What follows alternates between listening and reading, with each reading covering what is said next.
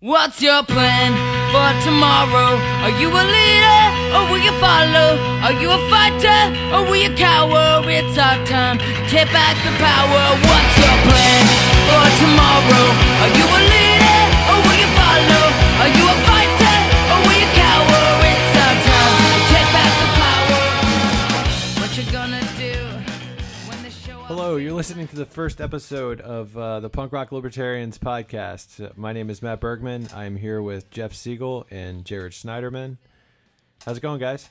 Good, man. Good. My stomach's still a little turning. I had a bit of an issue today. What happened, man?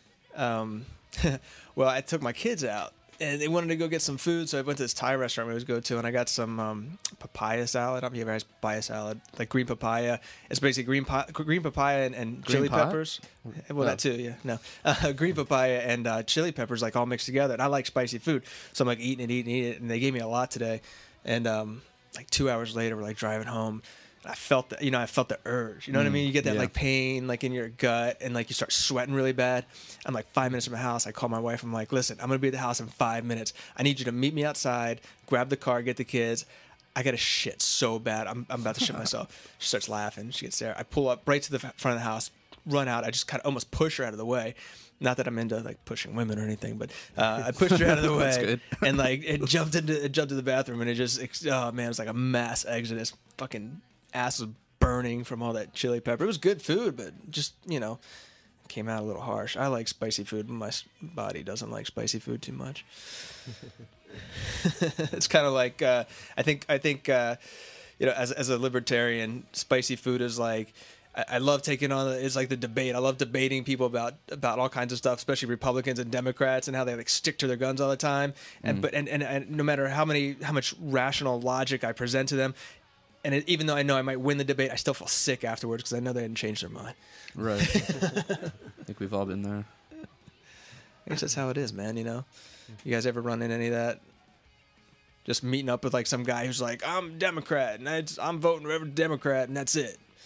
Oh yeah. I mean, it's like people think that there's only two different ways to think, and so they just latch on to one of them, and that's what they're set with. So being a libertarian, when you talk to them, a lot of times I find like you kind of blow their mind because on one hand you might sound so conservative to you. You might sound so conservative to them when you talk about a small government in fiscal matters, but then you might sound so much more mind-blowingly liberal than they are when you talk about things like legalizing all drugs or decriminalizing all drugs. Mm-hmm. Yeah, the legalizing thing is interesting too, because I'm actually going to a cannabis investment conference next week for work. And some of the guys I work with, they're pretty conservative, but they're not. They say, "Oh, I'm all pro liberty," but then I tell them they're going to this cannabis conference, investment conference. They're like, "I can't believe they're going to legalize this stuff." And I was like, hey, "Listen, I mean, I thought you're a free market guy. What's better? What embodies a free market more than an opportunity to invest in something that is basically the end of prohibition? I mean, can you imagine investing in the end of alcohol prohibition if you were there like the first year after that happened and you could invest in that? Like, that's how I look at this. I'm sure free market. Totally. That's how everybody should look at it. But it's weird. It's because people don't really seem to pay attention to the history books in that matter. I think more and more people are waking up to it nowadays. But like 10 years ago, you didn't have the majority of people, that you have now, basically screaming for the decriminalization of marijuana and to end the prison industrial complex. I think more and more people are waking up to the fact that we have so many people in prisons right now for victimless crimes in rape cages. Well, I mean, what do you think is the main reason why that's happening? Like, why do you think? Is it because of the internet and people have access to information and they can, they can see that like it isn't just what they said in fucking DARE class. Yeah, like that's what I think. What's that? That's what I think. I think I would attribute it to the internet. Yeah, because I think for years before the internet, you had like propaganda. You had like 3 news channels, basically speaking the same thing, not differing too far from each other. Mm-hmm. And after the internet, you just had a massive decentralization of thought, where you just had a shitload of news channels. News coming at you from all different directions. Some of it could be total BS. Some of it could be the most pure, honest truth that you've ever heard in your entire fucking life. Yeah. But the trick is distinguishing between the two. But yeah, I mean that's just comes with the territory.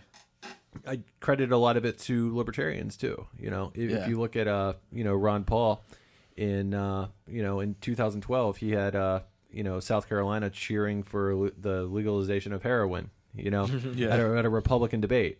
So I'd attribute it a lot to libertarians to really getting that discussion out there, because the Republicans and the Democrats, it didn't really seem to me like they were ever going to have that discussion on their own before Ron Paul jumped onto the scene. It's interesting, the Ron Paul thing, because so many people I've met over the years, like younger libertarians, so many of them found out about the whole movement from Ron Paul, who's a guy who's old enough to be their grandfather or great grandfather. You know what I mean? It's like it proves just the I think the power of liberty and the liberty movement, and that someone that age could impress upon so many young people the importance of it. Now, what's going to be interesting is, will this translate to Rand Paul as he runs for president? Yeah, Rand Paul. Yeah. Yeah, it's like. Have you seen that picture going around? It's like two pictures of like old school, like looks like Boy Scouts like camping, and the first one is like, it's like a conversation about Ron Paul, and they're all just like sitting around a fire, just like very peaceful, just like you can tell they're just having like a chat. And then the second one is just like a picture of like a black and white riot. It's like libertarians talking about Ron Paul or Rand Paul. I just thought that was pretty funny. I didn't see that. I gotta check it out. But there's a lot of those going on right now too. Like, oh, you're a purist, then you can't like Rand Paul and stand with Rand if you want to be the man or something like that. It's interesting because I'm sure you guys get a lot too. Like a lot of people are coming up to you like, oh, do you think he's going to change the dynamic of the debates and everything? Well, of course he is. I mean, he has that.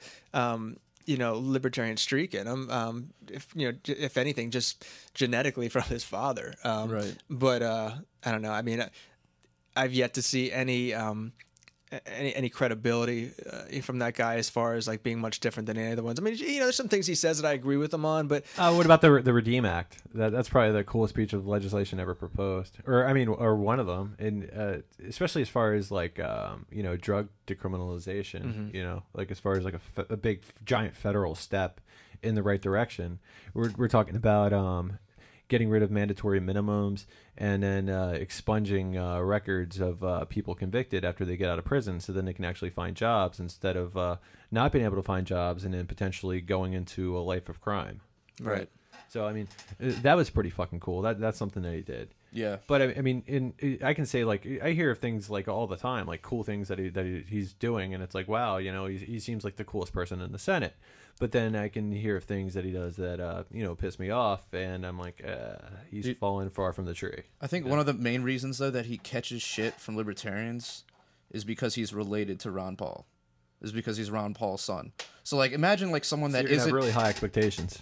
Yeah. Well, yeah, exactly. And I mean, imagine if his name wasn't Rand Paul, if it was like John Carson or something like that, and he just showed up, and he's a Republican, but he's like saying all this cool shit, but he's also got some of that typical Republican shit mixed in. I mean, you're gonna think, whoa, I mean, this guy's kind of cool. Like, he's not perfect, but if I'm gonna vote for anybody, it's probably gonna be this dude. Dang, that's a really good point. I didn't think about that. Yeah, you just blew my mind. I didn't think about that. That's true. I mean, yeah, he's got that. No matter what he does, he's always going to have the cloud of Ron Paul over him, and people are going to expect a lot from him. I don't know. That being said, though, I mean, I don't see any point in voting for anyone under the donkey or a jackass. So. Well, I mean, I'll say that I like him a lot. Some of the time, some of the time, and then some of the time he just really pisses me off. But what does he do to piss you off? I mean, does it like piss you off to fire you up that you want to, just kick your TV in when you see him say something, or piss you off just like, I wish you wouldn't have said that? I feel like I've seen him flip flop on the drug war. I feel like a few years ago he was not very interested at all in these things, and it's like I'm always wondered if he just kind of like makes these concessions to just appease the people in his voting district, or just to like appease the masses. Of course he does. But then from there, he went and did the Redeem Act, and I think he's also, of course, he's pretty weak on gay marriage rights, or marriage equality, or just getting the government out of marriage. Period. Well, what's his stand on that? I guess you could say if he wants to keep the federal government out of marriage, that's fine, because he's in the federal government and he's not, and that means he won't be able to influence it from there. I mean, that's pretty cool. Yeah. Is that what he's saying? I don't know his deal on marriage. But yeah, I think he wants to just leave it up to the states. Right. So, I don't know. Yeah, that seems to be kind of like when people are trying to like escape from that argument on that level, that seems to be what they say is like, oh, we'll just leave it up to the states. Well, so you're just going to let the states oppress people? Like, as opposed to the federal government? I mean, obviously, exactly. like... How is that any more... Yeah, I mean, yeah, but... if the states are doing it, you have a better chance of being in a state that maybe doesn't have that going on than if it was, like, completely top-down from the federal level. But still, I mean, it doesn't solve the issue. It just pushes it. It just kicks the can along. Yeah, but you can't flip a switch. I mean, if you do it on a state level, things will happen over time. We saw it in the civil rights movement. There's certain places. What was like Mississippi? I think was like the last state to make it illegal to do something fucked up to black people. I don't know. I don't remember what it was, but yeah, it's just like you're always going to have more forward-thinking people in certain states that aren't going to give a shit about who gets married and stuff. And I mean, honestly, I've seen some of these congressmen come out and they're like, oh, we don't want the gays to get married, so we're just going to take the government out of it and then make it illegal for everybody. I'm like, fuck yeah, that's a great idea. Why didn't you come up with that, 50 years ago? Yeah. I love that idea. I agreed with this one guy that somebody said, oh, well, you're a bigot. How can you agree with this guy? A congressman, I think he might be from Mississippi. I can't remember the guy's name. I wrote about it in my book, but I can't remember his name now. But he's, he was just like, oh, we're just going to make it, illegal for everybody. That's the best way to do it. Of course it is. Well, not make it the best way to do it, make it illegal. I mean, just stay the fuck out of it. Why is the government involved anyway? Oh, I mean, think about it. When I got married, what did I have to do? I had to go to some fucking office, give some woman some money so I could get permission from the state to get married, which, by the way, my wife and I were married by her brother, who got like the ordained thing online, That's awesome. Which is really cool. Yeah. And because neither one of us are particularly religious, and she's like, well, I don't know if this will hold up, And I'm like, what are you talking about? She's like, well, it doesn't seem like this is on the up and up or something like that. I was like, I have the paperwork. This is it. Yeah. I was so pissed after that. Like my wife's like, oh, don't worry about it. It's not worth getting upset about. And I was just like, how is this not worth getting upset about? Like, who the fuck is this woman to tell me who I can and cannot marry? I'm not even gay. I'm just marrying a woman, And they're like, oh, well, we don't know if this person is qualified. Yeah. Fucking get married by a dog if I want to. Fuck you, It's Yeah.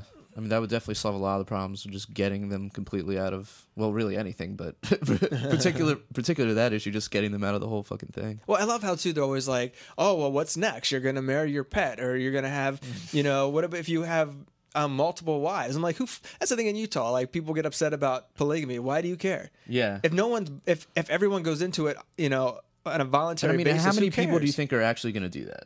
Do what? How many people are going to marry? Well, do that or marry their dog or marry their fucking car? Like, I mean, even if it's like 5 people, like, is that really? I mean, if it's not like it's going to be a mass epidemic that sweeps United States where everyone's like marrying farm animals and shit, right? I mean, but that's like what these people try and paint it as. Like, even with like the gay rights stuff, like people will say like, well, I mean, if everyone's just like gay, then who's gonna like reproduce? It's like, dude, that's the whole point. Is like, not everyone's gay. Yeah, and one big problem with marriage for me, just like marriage in general, period. There's, it's just the state being involved in it at all, because it's basically like, what it does really is it just punishes single people. You get married and you get a tax break, right? But why? Well, because you're procreating, right? Isn't that the whole point? I mean, you still get that tax break even if you don't have kids. Yeah, no. So I could see if you're like, oh, well, you got a dependent, so you get some money back for that. Yeah. But I mean, just to get married, you're getting a tax break. Look, is that an insurance thing? No, I'm going to tell you what this is right now. It's kind of like the whole idea that if you're married and you buy a house, anything that puts you in a contractual obligation situation where it's harder for you to move about freely and do what you want, I think the government loves that. Because no, I'm being completely serious. It makes like sense, when they say, oh well, what's the American dream? You know, get married, buy a house. Okay, we'll get married. You know, I'm not saying I love being married, love my wife, but it's like, yeah, you're married, you're contractually obligated to be with this person until you die, and if you don't, then you have to pay a lot of money. Or you get a house, you got a 20-30 year mortgage, you're not going to be going anywhere. You're part of the system now. You know, it's harder to get out of the system. So I mean, it makes sense. It's like it's a great way to keep people in check. Yeah, that I totally fell makes for sense. it. You got duped. Sucker. You got beat. The last laugh's on her because I'm broke. I can't get blood from a stone. Yeah, right. Yeah, so so there's been some interesting police brutality going on this week. Speaking of wives and husbands, Yeah. Just don't turn your back. That's all you got to remember. yeah, right. Can you believe that? You know, the thing that that really gets to me about the whole was it Scott Walker? Yeah. Yeah, about that whole thing is just watching the video and then thinking about how many times that exact same thing has happened when there wasn't been a video. Yeah. Oh yeah, And the officers killed somebody. Yeah, and then you just hear on the news that there was like a scuffle or a confrontation. They're just going to take his word for it. Yeah. But and now you got the video. It just really shows how empowering filming police really is, and how necessary it is. You know, every time I see something like that, it always reminds me. I'm just like, why? I feel like if you're a black person in this country, why the fuck would you not be a libertarian? Well, I mean, you can say that about every race of people too. No, I'm saying in general because black people in this country are. I mean, as you can see, who's a greater champion for minorities than libertarians? Nobody. Exactly. The smallest minority is the individual. So, I mean, yeah, I'll talk about that all day, man. Because it's like I don't like terms like like black rights or gay rights or let's just end all this right now. We'll make it fair for everybody and just talk about individual rights. We're all the individuals. We all have the same rights, right? And instead of what are you gonna have a different civil rights movement every couple years for a different group, and then by the end of it, there's a million more laws written where each group has a bunch of different special little privileges. Just everybody has the same rights, and these privileges are entrapments. Every time you get a privilege from the government, that you are being entrapped. They're putting you in a situation where it's harder for you to survive without the government. Yeah. Seriously, I mean, think about it. Like every time you need special treatment. Well, who gives you special treatment? The government. Well, maybe I don't need special treatment. Maybe I just want to be left the fuck alone. Right. And I mean, I think if I was black in this country, I think that would be the first thing I'd say. Is like, well, how about you leave me the fuck alone? How about you stop fucking shooting me or pulling me over because I got a taillight out and then fucking shoot me? You know what I mean? Like after all this shit happened over the last year or so, and they have this video now of all these black guys getting shot, which happens all the time. When we live in Baltimore, it happens all the time, and people say, a lot. I mean, I hate making a big race thing, but plenty of my friends are like, well, I don't want to get pulled. Like my white friends, like I don't want to get pulled over because I don't know what the cops are going to do. I've been pulled over a bunch of times. I've never been like, threatened to the point where I was like going to get my ass kicked. I mean, I've been threatened by cops like in certain situations, like at bars and stuff, but like I've never been pulled over by a cop and started fearing for my life, And I don't know what that's like, and I don't want to fucking know what that's like. Mm-hmm. So that's what I'm saying. Like, I'd be oh man, if I was black, I'd be so pissed off at the world. No wonder, man. Personally, though, I've never felt safe around police. You never felt? No, I've never felt safe around police. I never felt safe. I've never felt like, oh great, there's a cop here. No, I've got a huge giant boner. Right. I don't know that I've ever felt scared, though. I don't know that I've ever felt like real fear. Yeah. I've definitely felt like very uncomfortable and like concerned for like the consequences of like whatever this interaction might. Yeah. You know what I mean? Like, because like if I get pulled over, I'm not as worried about like getting shot per se, but I am worried about, is this cop gonna fucking write me up for going 55 and a 30, or is he gonna knock me down to 49 so that I don't have to pay the extra money to my insurance company? Right. But I mean, but it's also, I mean, we were talking about this earlier. It's a class issue. It's a socioeconomic issue. And I mean, there's other groups that are like profiled. But that being said, I mean, I would think that it would be more it would affect the African American black community more. I don't know if that's, I mean, I get what you're saying, but I don't know if that's necessarily true in 100% of the cases, because there are plenty of black people that live in affluent neighborhoods that get pulled over just as easily because they're black. Right. Like, there was something about Chris Rock recently got pulled over like 4 times. Now, I mean, I don't know what he was, if he was like speeding in his like Porsche or whatever. Right. But he apparently he like made a stink about it because he felt he was being profiled. So, I mean, yeah, I'm not saying it like, I didn't mean that like, if the black people are wealthy that it doesn't affect them. What I meant was like, if you're like a poor person and you're driving like a beat up old car that looks like a crack car, you could get profiled as well. But it's not as prevalent as if you're just a black guy. Well, there's definitely I agree with you. There's something to be said about that, because I mean, we've seen this a lot in the news lately about poor people getting profiled, because if they don't have money, you pull them over, you give them a ticket, they can't pay the fine, and then they start adding on the interest charges, and you get somebody who has a $200 speeding ticket, the next thing you know, they owe the state like $2,000 and they don't have any money to pay it. And it's a great way for the state to make money. Oh yeah. Or eventually throw somebody in prison. Yeah. And then make money off them again. Yeah, absolutely. Yeah, I don't know though. I feel like though, at the same time, with the whole race thing, I feel like if if it happens to a white person, and it does, and then it probably happens more than anybody knows because the media doesn't talk about it. Because I feel like when the media brings it up, they're not like, hey, this cop killed this unarmed citizen. They're like, this white cop killed this black man. Right, right. You know what I mean? And so it's kind of like it just seems like they're not really concerned with the police state as much as they are concerned with the racism. Right. When you need to just be concerned with the fucking murder, no matter who it is. Right. So, Kelly Thomas is probably the most gruesome beating that I've ever seen. And I never saw anybody talk about it besides libertarians. The media just weren't even bringing it up. But do you think it's a numbers issue? Let's be serious. I don't know the data on this, but I suspect that there are more black people in this country that are getting their asses beat by the cops than white people. And I'd love to do the research on that, and I'm sure there's something out there that's been done. I actually was in an argument. I would totally agree with that. Yeah, but I'm talking like the most gruesome one that I saw wasn't even brought up. Yeah. And I kind of feel like it wasn't brought up because if you did bring it up, it wouldn't be like this horrible white on white racism. There's no story there. Yeah, because they don't want to talk about the police state. They only want to talk about the racism.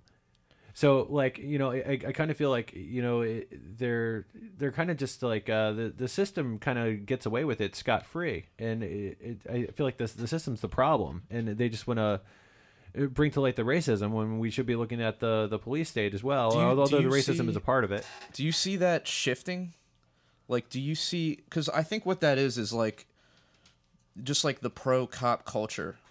It's definitely shifting now that you've got video cameras on them and more people are recording. Now that there's been how many this year, like high profile, maybe 3, right? Like Mike Brown, Eric Garner, and what was Scott Walker. Scott Walker. So you got 3 high profile cases. Now they're all white on black, so you do have that aspect, but they're also cops. So do you think that's going to shift away from this sort of pro cop, cops are beyond reproach idea that's sort of been cultivated in this culture? Do you think we're going to start moving away from that and people just being skeptical of cops in general? What do you guys think? I think that's coming more and more. Yeah, like Matt was saying about the internet and how that exposes this stuff. I remember years ago. I'm a little older than you guys, so I remember when Can we call you Gray Bush? What's that? Can we call you Gray Bush?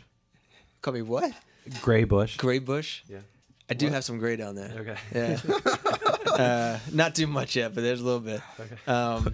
All right, keep going. But I remember Ice-T came out and Public Enemy was out and NWA was out, and they were telling all these stories about police brutality and fuck the police and all this shit. And I remember listening to that stuff and when my parents in the room, and they would just be like, you got to turn that off. That's so horrible. Fuck the police. And to me, I just thought it was you know, I was fucking what 17. You're like, I'm hell like, yeah, F word. I was like, fuck the police. Yeah, I was like, they're saying fuck, and they're saying it a bunch of times. You know?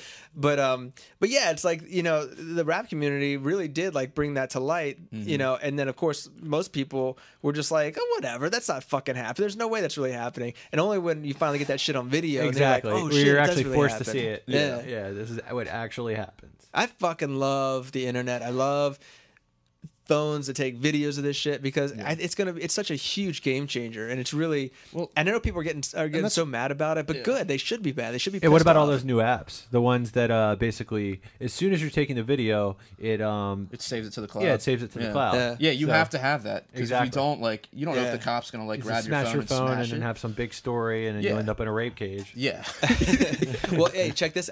When I was at Anarchapulco conference, that thing that Jeff Berwick put on a couple months ago, and there was a guy there that's got an app. It's coming out soon that does that, puts it on the cloud, but it has a feature that if you like hit a button, it gets you a lawyer like right on the phone right then and there. Oh, yeah. So if the cop comes over, you just hold the phone and say, "Talk to my lawyer," and the lawyer starts talking to the dude. That's awesome. Yeah. Yeah, it's like, I mean, it's crazy that it's had to come to that, but I mean, he told me about it. I'm like, I love that idea. That's brilliant. Or you could just call me and I'll pretend to be your lawyer. Yeah, I wonder if people are gonna call up and be like, "This is my lawyer, Jared Schneiderman. This is my Jewish lawyer." Dude, just don't say anything. Dude, yeah, if you just show him the contact name, he'll believe it right away. Schneiderman must be a lawyer. He starts running. I'm fucked. Yeah, it's interesting to see how many more apps are going to be like that too. Like, what's going to come next? You got the lawyer on the phone, and it's good they go to the cloud. But you know, what else is there? I mean, I think eventually that stuff's going to be like right in your car. You're not even have it on your phone. It's going to be a small, tiny little video camera in your phone in your car, and it's going to collect all that shit. Now, the bad thing is, it's also going to collect all the information about you, like where you're driving, who's in your car.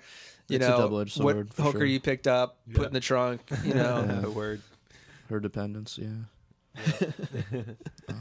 Yeah, and then I don't know. It's also kind of scary to think about what the state is going to do to combat that as well.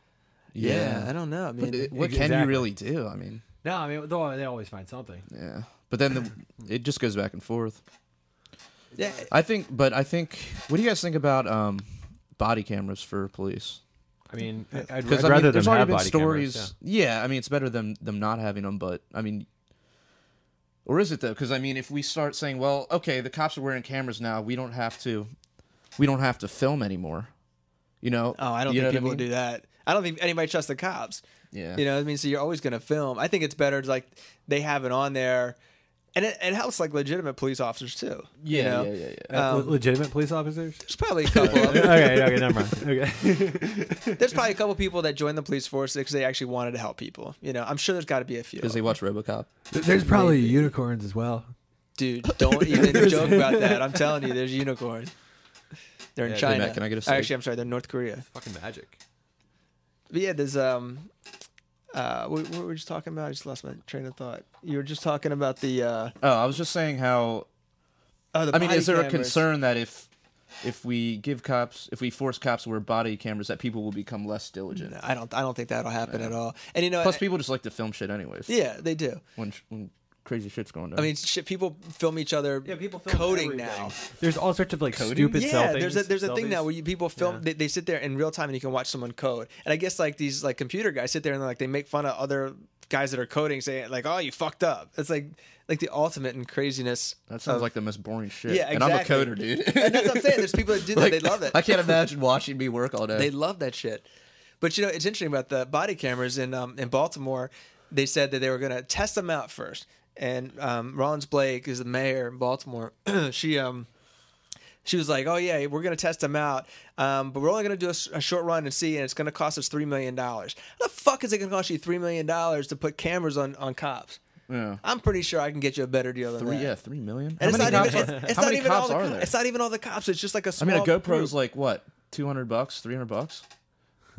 I don't know. You don't even Yeah, need a exactly. GoPro. But if you get it bulk, you can get a better deal. Yeah. That's such bullshit, man. That's what we're talking about. This Probably state. like Dick Cheney's corporation is going to be providing the camera. Right. They got special He's like going to get us a great deal. they got special mechanisms that cut on them, so like if shit gets crazy, it just like goes dark for a minute. You know. Yeah. Well, it'll just superimpose like a gun in the person's hand. Yeah, you just hit the malfunction button. But think about it. Like here's something that's really serious that I think that like a lot of people really want to see is the cameras, the body cameras on the cops, and what's the mayor do? Oh, let's see how much money we can fucking make off of this. Yeah. How fucking sick and disgusting is that? It's pretty bad, man. Yeah, business as usual. Yeah, I know when she became mayor, it was like, oh, everything's gonna change now. I love when people say everything's gonna change. What the fuck? What has ever changed? Whatever changes, yeah, You know? Exactly. Yeah, and it's when I realized that that was right about the time when I was like 16, and I was like, yeah, I'm not gonna vote. Whatever changes, how much changes, and everything's so sensationalized. Like, oh, if this person wins, it's gonna be so bad. It's gonna be the end of everything. Yeah, and vice versa. But whatever really fucking changes, not much. And that's kind of the brilliance of the whole system. Like, convincing people that they really do have that much of a choice when, you're not choosing between much at all. No. Well, yeah. I mean, you're given the illusion of choice, That's always thinking interesting too. Like some of my friends are so into it. I have a girl I grew up with.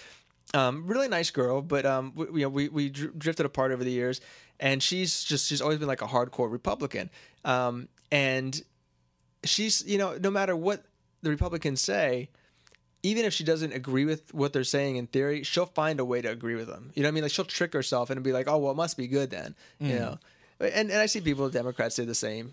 I have family members that are like that. They're just like, why are they always attacking Obama? Why are they always attacking Pelosi? Why are they attacking Reid? It's like, first of all, who's they? Probably the same people that are attacking the other side. It's like, and that's the brilliance of the system. Keep everybody fighting over the same bullshit, and nothing will change. Yeah, I mean, and going back to the whole racism thing and police brutality, I think that's the brilliance of that. It kind of it more divides white and black, rather than everybody goes together and goes against the system, right? And that's the insane thing. When it was when the Ferguson thing happened, they had people were bitching and moaning because the Democrats went down there and they were trying to get people to sign up to vote, to register to vote. The Republicans were bitching about it. Because ultimately, I gotta stop. Why should we really be pissed about Scott Walker? We should be pissed because somebody fucking died. We shouldn't be pissed because he was purple. It's somebody died. Right. And somebody died wrongfully. Yeah. And then I mean that should I mean I agree with you. Like that's the main issue at hand. But we're also white. I mean, I might think differently if I were black. Dude, I'm just as pissed no matter who's dying. No, but okay. I'm saying but but if you're black, you probably see it more. I'm saying, I think that if you were black, you're going to see that more than if you're white, typically, unless you live in like a poor community. So so then what's the gist of these posts? To just excite black people? Which posts? Just like all the stories, spinning it as a race thing. Then because it sells. No one's going to sit there and say, it's the state. They'll be like, oh, you're fucking crazy. Put on a tinfoil hat. What do you mean the state? I mean, I think there's a middle ground to look at it that's in between the sensationalism that you see in the media and the people that just want to completely deny that race is even a factor. No, race is a factor. There is, and I'm there with you. And I'll even go as far as to point that out to people. When I'm having conversations about it. Right. But I feel like all too often it is the whole conversation. Yeah, and that's right. Wrong. Yeah. And it's just a spin. It's a diversion. It's a distraction meant to divide. And they've been doing it for years and years and years and years, and nothing ever comes out of it. Right. And I mean, I'm just saying, we should, as libertarians, we're out there rooting for the minority. We should push for equal coverage for everybody. Right. And we should remind people that it's the police state doing this. That it's ultimately it was a law that says you can't sell single cigarettes that killed Eric Gardner. Yeah. Because you can't just resist the cops a little. Yeah. And even it's something as trivial as selling individual cigarettes. If you just resist the cops a little, you can have fatal consequences. I saw this liberal backlash when Rand Paul came out and said that it was cigarette taxes that killed him. And they, because anytime someone talks about getting rid of taxes, liberals get their fucking panties in a bunch. But I mean, if you really think about it, that's what did it, right? I mean, that is the initial cause. It's not the Right. what do they call the proximate cause, which was the fucking guy like strangling him to death. But it was a cause further up in the chain that led to him that happened. It's an unnecessary law that doesn't need to be there that provoked it gave the fucked up cop situation. it gave the cop an excuse to hassle the guy. Yeah, You know. and I mean, But I It's think it's, possibly I think could have it's, found another reason, but still. I still think it's dangerous for But Rand Paul to that say was the that reason. killed him. I mean, I agree with what you said. I mean, Yeah. the fact that law should not even exist. But you know, when you get down to when the bottom line is, it's not that killed him. It was a fucking asshole cop that killed him. Right. You know, he did not have to kill him. I mean, it's just that simple.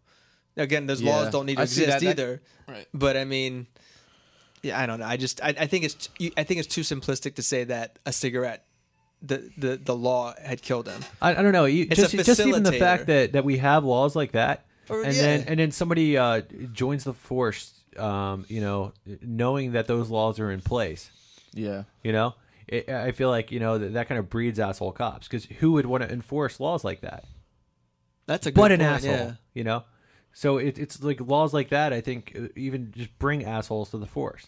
You know, that's a And really I think good they point, yeah. deter good people from joining, because it's like, you know, if being a police officer was just about going Serving after and robbers, protecting. rapists, and murderers, Yeah. you know, yeah, I can see where I would want to be a cop. You know, it's just all the other bullshit victimless crimes, you know, that I wouldn't Speeding go for. So tickets. that would deter me from being a cop. Mm-hmm. You know, Yeah, I mean, what cop really likes to sit on the side of the fucking road and pull over, like, middle-class suburban people? Like, dude, I live in, like, middle-class and who suburbia, would sign and up to there's- do that? You would and have there's- to be an asshole. Yeah. It seems. Dude, we have, Yeah. like, 6 Now, cops. I don't want to say that all cops are assholes. You know, I'm sure that, you know, I feel really bad for like the 2 or 3% that are given a bad name by the other, you know, 97. I feel really bad for those guys.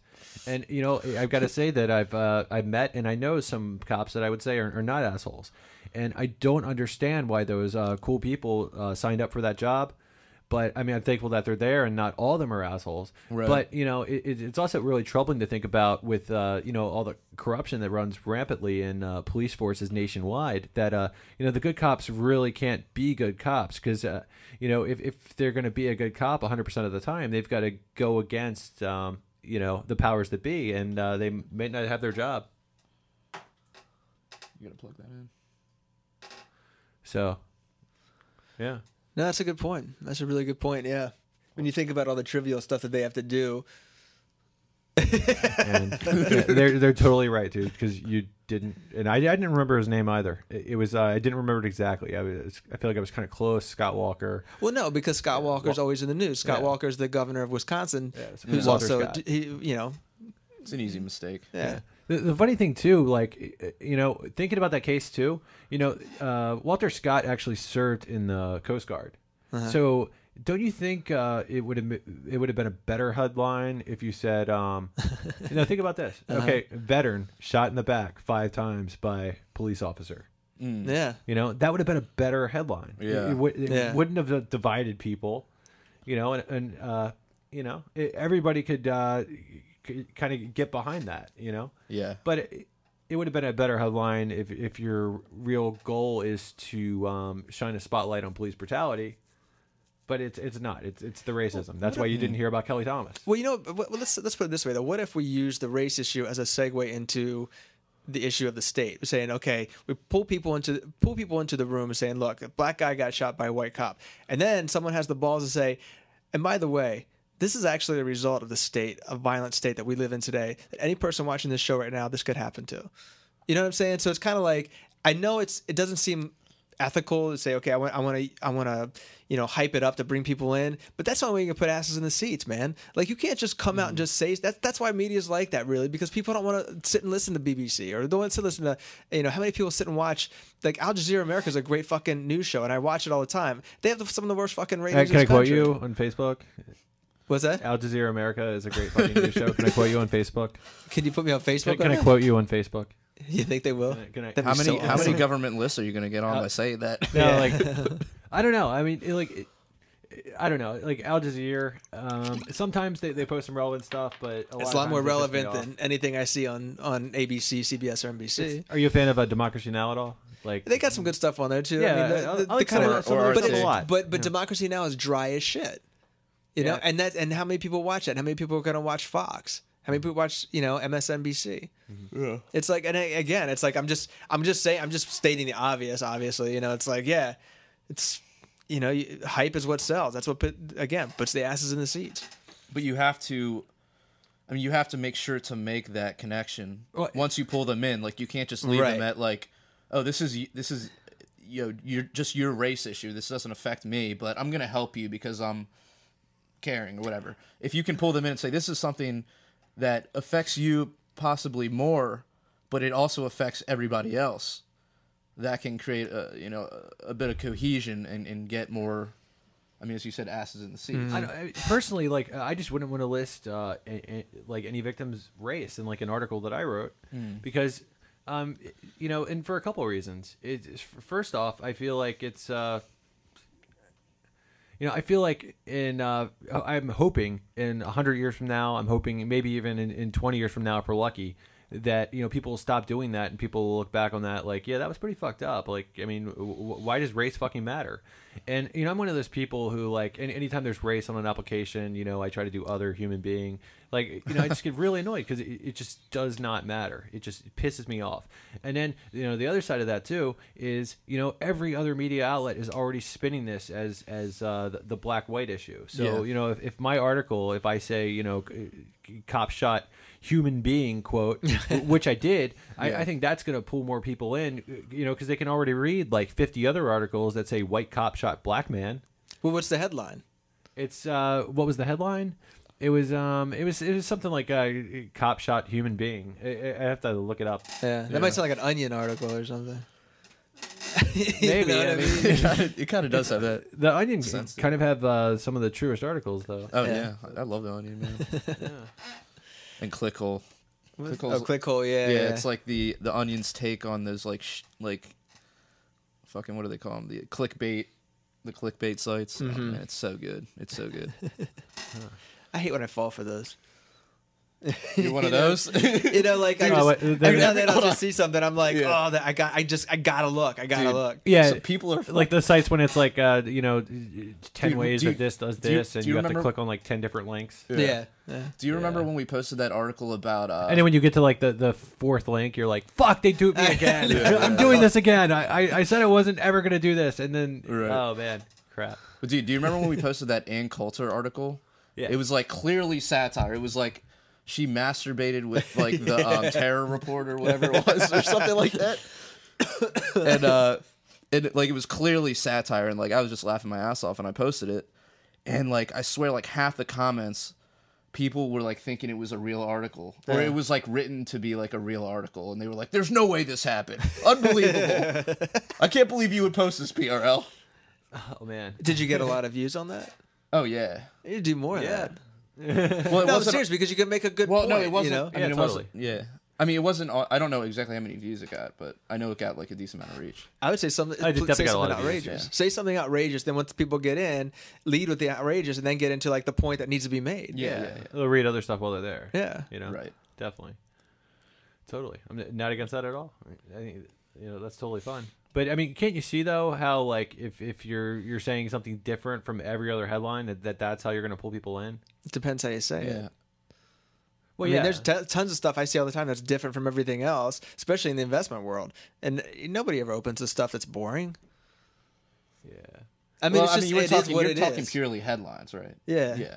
And also leads when you lead into something. I mean, right. If I think if you have like something like 3 seconds to grab somebody when they first come onto a webpage, if they don't stay on it after 3 seconds, they're gone. Right. I mean, that's a bizarre. Back to looking at porn. Well, porn's a big problem because now there's so much porn. If I just want to watch porn, I'll spend 4 fucking hours. That's why we need more dick pics. Everything, on punkrocklibertarians.com. We just need a porn section, dude. It's all about the dick pics. Yeah. Yeah. But maybe that's I just discovered something. Maybe there's a problem with too much of a good thing. Because when you think about porn, all the porn that's out there. Too much of a good too, thing after I said dick pics? We're too free. Yeah. That's the problem. Well, I'm saying they're all out there, and it's like you spend all this time looking, and it's like you don't get anything accomplished. If I got 20 minutes, to watch some porn and take care of some business, I end up spending an hour because I can't find which video I want to watch because they all look so good. That one previously looked good, and the amateur thing looked good, and it's just you like, got to figure out like which one is worthy of your load. Yeah. You don't want to waste that load on some like butt-looking chick with a big ass, and you're like, I can do better than this. Hey, what's wrong with big asses? Yeah, man? what's wrong with that, dude? Fine.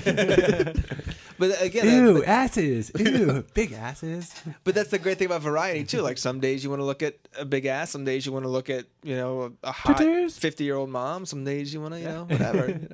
Granny. Yeah. Great. Granny fucking. That's where it's at, man. Yeah. Word. Oh man. I was like the ones that are like, oh, check out this emo chick, getting railed by whatever. I'm like, what? Why? I don't want to see that. Someone does that, man. Some really sad girl. Just like, no, I'm not really There's into someone that. for everyone. Porn's an interesting thing too. I have a friend who does porn, and He's an actor in it. she is, She is. and she actually Lily lost my train of thought again. April Flores is her name. All right, let me get my Look her up, phone out here. April, she's fucking cool as shit, man. She's a good friend We're of gonna mine. Google that shit. What? We're gonna Google that shit. She's a good friend of mine. She has a lot of libertarian views too, which is interesting. And she makes a lot of good points about porn. She's like, she works in the sex industry, and she really What was her resents name April Flores. Is that her real name? Yeah, sure. And her porn name? Just look up April Flores. But yeah, she's she's a really smart feminist, and she's like, look, I can do what the fuck I want with my body, and I don't need anyone to tell me like what I'm doing is wrong or right. And I don't need someone dictating to me like what I can and cannot do, and have to pay fines if I do something wrong. Yeah. Yeah, it's kind of like that NoFX song. Was it Lori Myers? Yeah. I mean, it's great. I'm actually going to be interviewing her soon, I think, and I just it's a really when she talks about porn and just like the sex industry in general. She's like, why, how many times does the government try to get involved and say they're going to try to protect, these poor innocent women from a life of porn or a life of stripping in clubs, and they try to put all these individual states have different laws like, oh, they can't wear this, they can't wear that, they have to be open to a certain time, you can't serve. What the fuck are you doing? If you just want to go see titties and drink beer, who cares? If a woman wants to do porn, if a woman wants to sell her body for sex, if it's her decision and someone else is fine with that, then whoever wants to pay is fine with that. Why does it matter? And Right. you can't sit there and say, oh well, to protect why does it them. justify violence? What's that? Why does it justify why violence? does exactly. my question is why does paying somebody for sex become legal when there's a camera in the room? I Yeah, agree totally. 100%. And that's, and How does that make any fucking someone sense? found a I think loophole. that's blown most people's mind. Can I tell you? Anybody who thinks the slightest bit outside of the box has thought about that. Can I tell you something? About 5 or 6 years ago, April Flores' husband, he died a couple years ago, my best friend. And I talked to him probably about a year before he died. And I said, hey, this is a really good idea. Get people that are fans and be like, hey, be in a video. You get to be in a video with your favorite porn star. And it only costs you, $500 or whatever, and then it's your video, and you have to sign a waiver, and just like other porn stars, just like you said. I mean, and so it's funny because a couple years ago I heard like they're doing that now. Some porn stars are doing that now. And they're making bank. They're like $5,000 or something, $5-10,000, and they'll be like, yeah, you can. It's basically prostitution. But, or Anna Nicole Smith. yeah, Being with the 90-year-old. Right. Isn't that like prostitution in a sense? Yeah. Wouldn't it be prostitution if a woman got with married a man for money? Yeah. Or what if you just took a chick out for a date and you bought her fucking food and then she fucked you? Like, then is she's that a not really- like something? No, I don't think that's she's the a same really thing. bad prostitute. She's a poor prostitute. Yeah, some like McDonald's or some shit. Yeah, maybe it's not the best. Yeah, but analogy, I mean, so yeah, there's another form of legalized prostitution that you see. I mean, not that every time it happens, there might be some love here or there, but I don't know. I mean, if she's like 21 years old and the guy's 100 years old and he has a whole bunch That's of money, pretty obvious, that's what you would guess. Yeah. That's what you would assume. And you know what? Who fucking cares? I mean, I hate people sit there and, oh, she's just after the money. If he's fucking happy, why do you fucking care? You think he's a fucking millionaire? Yeah. You think he's that stupid? He doesn't know that she's with him over the money. Yep. And you know, it's funny because in so many parts of the world, it's such a common thing. Not just like prostitution, but just also like men having like they have a wife and then they have a mistress, and it's understood. And it's like, you know, your wife has everything, she gets everything, and the mistress she gets taken out to eat and treated, you know, gets a couple of bucks, and you know, you have sex with her, and you have a outside. I'm not saying I condone it or don't condone it, but I mean, either way, it doesn't matter what I think. If it's just someone doing what they want to do, voluntarily, without force. Exactly. What the fuck is the matter with it? Yeah, exactly. Yeah, regardless of my opinion, I know it doesn't justify violence. You know, it's not something that I would want to participate in. It could be something that you know, I would frown upon. You know, but you know, it doesn't justify violence. And I don't like it when people say, "Oh, they should make prostitution legal, and then they should just tax it, just like cannabis. Make weed like." Well, that's the answer to legal. everything. Yeah, just we'll make it legal. We can appease the status gods if we give them this tax sacrifice. People get mad at me sometimes too. They're like, they should just legalize it, and then you can tax it, and the state makes so much. I'm like, how about this? How about legalize it, and the state stays the fuck out of it and leaves it alone, and it'll flourish, and it'll be great, it'll be wonderful. You know, no, we got to tax it. Okay. Totally Great. And I love how, like, I guess it was in Denver, like they tax it, and then like all the money goes to the public schools. That's a great fucking idea. Yeah, fucking go buy some weed. 40% of the money goes to pay for public schools that are gonna fuck up your kids. That's a great idea. And then that is actually a good idea because then they come back because they need to get high because they're so fucked up. They're just like, I'm just gonna get high. Fuck it. What are you trying to say, man? Am I fucked? I'm just not a big fan of the public school system. No, I'm with you, dude. Who is? Totally. A lot of people, actually. Yeah. My father was a teacher, and he still, you know, defends it. You know, I can't say a whole lot of great things about my public education experience. I mean, I would say a lot of it's my fault because I spent most of high school fucking high and riding my skateboard, you know, but that's on me. But at the same time, you know, you're a kid. You know, I don't, even the few times that I did pay attention, I don't really remember much. I just remember just hating going there every day and taking tests all the time. And Matt? Yeah, not a fan.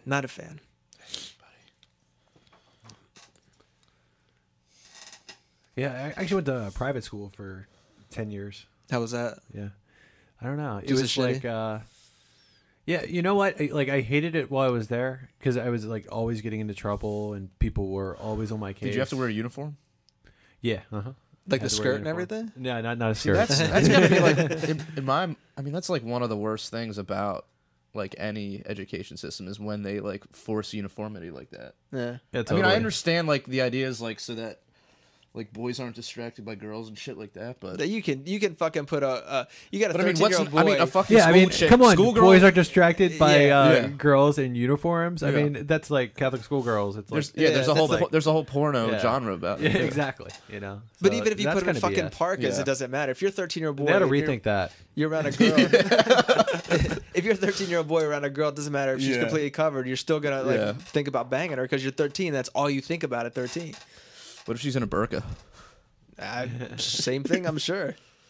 Because you can still see the outline of, you know, a little bit when she You can sits still down see or those something. eyes. Yeah, so like yeah, you had to wear uniforms, and that really sucked. But it's basically like I went to like a Christian school, and the teachers were just you know, not to say that there weren't some good teachers there. There were some really cool teachers, but there were also like a lot of teachers who worked there, and they made it known all the time that they made less money than public school teachers. Yeah. And you kind of I got had the a idea friend that who they did were that, like and he would pissed just that they bitch were about it there all the because time. like they made this great sacrifice for you damn ungrateful kids, you know. And so yeah, there's a lot of those teachers, you know, and so you know that kind of sucked. But then for my last 2 years of high school, I actually got to go to public school, and then when I went to public school, I found it kind of boring. Like, you know, I kind of liked it because like, you know, people would the teachers would more or less leave me alone because in public school you pretty much had to like kill somebody to get into trouble. So like and also I didn't have to wear a uniform, so it was kind of like after so many years in private school, it's like I could just express myself with the way that I dressed, and I wasn't, you know. Yeah. In private school, I was like the class clown. You know, my name would get called to the office sometimes 3 times on the same list. Like, because like every day they would have a list of kids to call down to the office, and if you were on there for like, you know, like 2 different reasons from like 2 different teachers, you could get called like twice. Right. So like my name was on the same list before 3 times. For what? Like, just for different things. Like, Pulling his it wiener could be like, Matt Bergman, please come to the office and please keep your wiener inside your pants. no, it could be like talking in class. It could be like, you didn't do your homework, so you didn't get like one of your slips signed. It could be like, you're about to get a detention. Sometimes it would be on the same list 3 times. Mm-hmm. And my brother would be on that list too. So sometimes he would be on there 3 times. It was pretty funny because it seemed like either one or both of us was always on the list. And I got into so much trouble in private school that sometimes I would actually meet friends at detention. So like, Isn't that like some Breakfast Club shit? Well, pretty much. Sometimes like, I remember, I'd tell some of my friends, I have detention, so then they would get it too, and then like vice versa. So we would literally like try to meet each other there, and there was a fine art to it too. Because if you did something really bad, you were going to get like it's called a demerit, and if you get 10 demerits, you get kicked out of the school. Which I wanted to leave the school. My parents would be really fucking pissed if I got kicked out of the school. So you don't want to get demerits because that's kind of like a bigger deal, right? But like detention, I always get those. So it was a fine art because you had to do like something small, but not something too small not to get detention. But you had to do something large enough to get a detention, but not so large as to get a demerit, and because then you're in real shit. So you should write a manual. I was gonna say they're just preparing you for the state. It's like when we were just talking about the weed thing. It's like, well, the first time you get 1 demerit, the second time you get 2 demerits, third time you get 3 demerits, but then you have to go to rehab. Dude, I was just thinking that it's like you're trying to like only do things that'll get you like misdemeanors, but won't actually like get you sent to jail. Now the question is, do black people get more demerits than white people? Not that I've ever noticed. Like my school, like it's basically I went to the school from 1st through 10th grade, and it was probably about like 50-50 black white split. Sometimes there may even be more black kids in the class, and they seem to treat everybody pretty fair. It was that's one cool thing that I would say about that experience. I don't know. It was. I don't think there was a lot of racial issues. Like there. I thought it was a really cool school. I think most of the kids got along really well. And it's like in any school, there are going to be dickheads, but overall, it was pretty cool. And then looking back, well, I hated it while I was there, but looking back, I was just having so much fun getting into trouble, and I didn't realize it. It was. Oh man, it was just so many ridiculous stories from that time.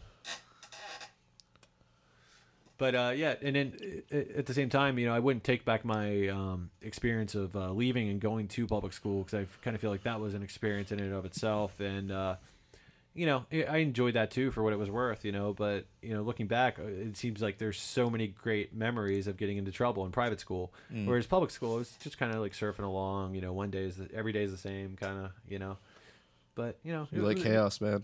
It was cool. Well, and that was one thing funny too. Speaking of chaos, because in the private school that I went to, and they probably do this in a lot of private schools, I would imagine, they would just talk about how scary public schools were. Like if you go there, you're gonna get like stabbed. You're gonna get stabbed or raped.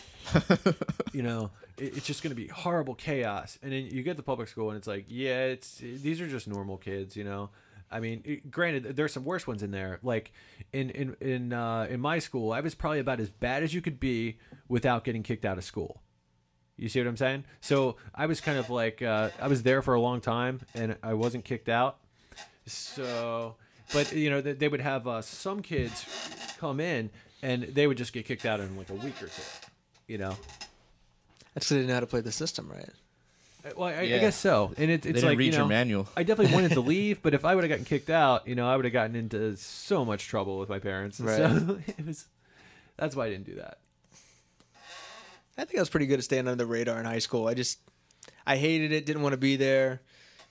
And I got in trouble, but it was only when I slipped up, like when I didn't get in time after, skipping school for a little. Yeah, or just not getting a note signed or something in time. God, I skipped school so much. I mean, I remember days my friends like at least once a week we would skip school to go record store shopping.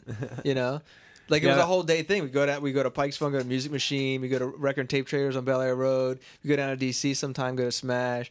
I mean, it was like a whole big thing. That's a Smash record. It's awesome. Yeah. Yeah, like I remember I would save like my lunch money. if I knew like a record was coming out or like a cassette. That's what I would buy back then, mostly cassettes. Some records, but mostly cassettes because I could just take them anywhere. And then if I knew a cassette was coming out, I would save like my lunch money, which would typically be like $2 a day.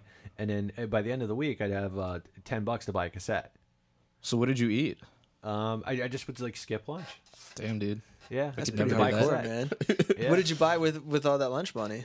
I hope it wasn't shitty records. No, just different cassettes, different stuff from the That's a 90s, weed. like probably some Pennywise, some Rancid, some SNFU, Minor Threat, Fugazi, just it's pretty cool. That's how I built my music collection. Nice. Cool.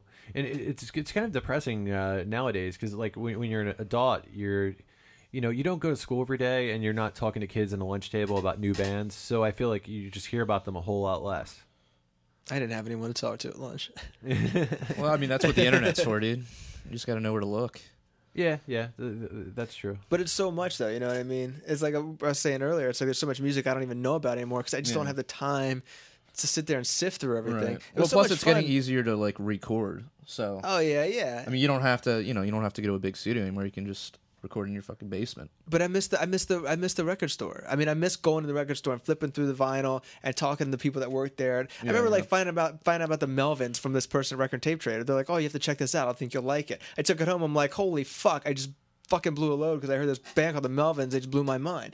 Dude, I was talking to the same thing the other day. Like, I miss the videotape store. I miss like the VHS store. I miss like all that.